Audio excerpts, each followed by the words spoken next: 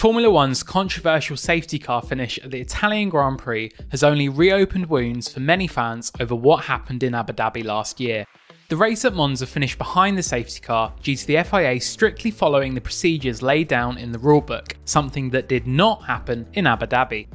And while the governing body will inevitably review what happened to see if there were things it could have done better at Monza to at least allow for a one-lap shootout restart, there can be no doubt it followed the regulations to the letter.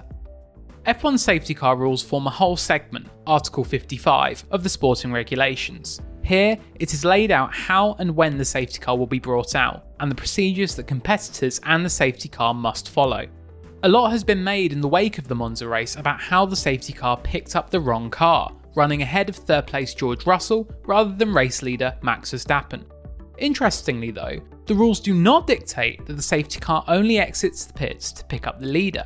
Instead, Article 55.6 says the safety car will join the track with its orange lights illuminated and will do so regardless of where the leader is.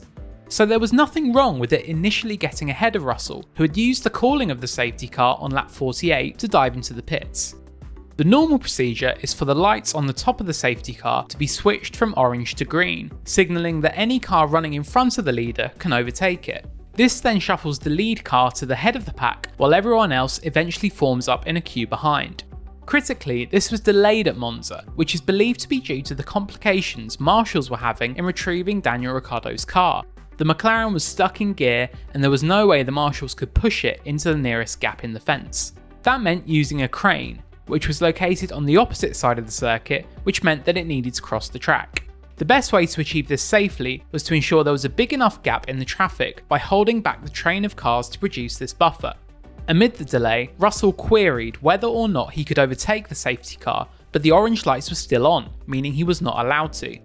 The safety car kept holding Russell, and even Verstappen was not formed up in the queue until the end of lap 50.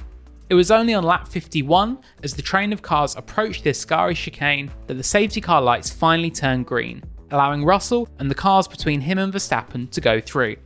But that was only the first sequence of what needed to take place before the race could restart.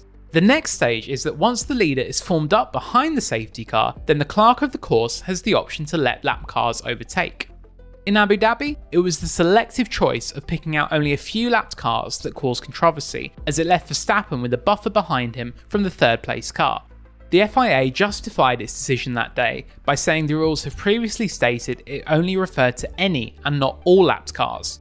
But now the regulations have been rewritten to demand that all lapped cars must overtake the safety car. But as leader Verstappen finally headed the queue at the exit of Ascari on lap 51, time was effectively up, thanks to the key regulation that was ignored in Abu Dhabi to allow the restart. Once the message that lap cars can overtake is displayed, the rules are explicit that there needs to be at least one more lap before the race does restart. Article 55.13 states, once the message "lapped cars may now overtake" has been sent to all competitors using the official messaging system, the safety car will return to the pits at the end of the following lap. It meant the clerk of the course effectively had less than 1 minute to decide whether or not to let the lap cars through, or the race was done. The decision was taken to wait, and the following lap demand meant that the release could not be given on lap 52, as there could be no restart before the end of lap 53, which was the checkered flag. In Abu Dhabi, the FIA ignored the following lap requirement and instead restarted the race at the end of the same lap on which the lap cars were released. It justified that by saying the regulations gave the F1 race director, Michael Massey, complete freedom to choose what rules he followed. But this time around, because the FIA closely followed the rulebook, it meant that by the time Verstappen was finally at the head of the pack, there was no way the race could be restarted, denying a possible final lap shootout between Verstappen and Charles Leclerc, who could be heard on the radio saying the track was clear to restart. And the following lap requirement adds further frustration, as it meant 2 further laps at the end behind the safety car before the checkered flag.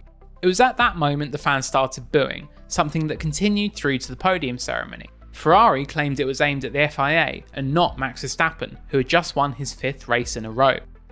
But for 7-time world champion Lewis Hamilton, he could not help but notice the contrast between what happened on Sunday at Monza and how last year's F1 title battle swung on that final lap in Abu Dhabi.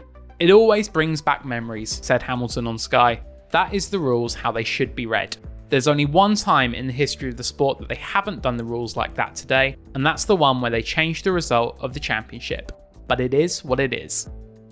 Although the FIA may have followed the letter of the law this time, ending the race behind the safety car has reignited the debate about how it should handle such finishes, and what could be done in the future to ensure we have some racing action right to the checkered flag.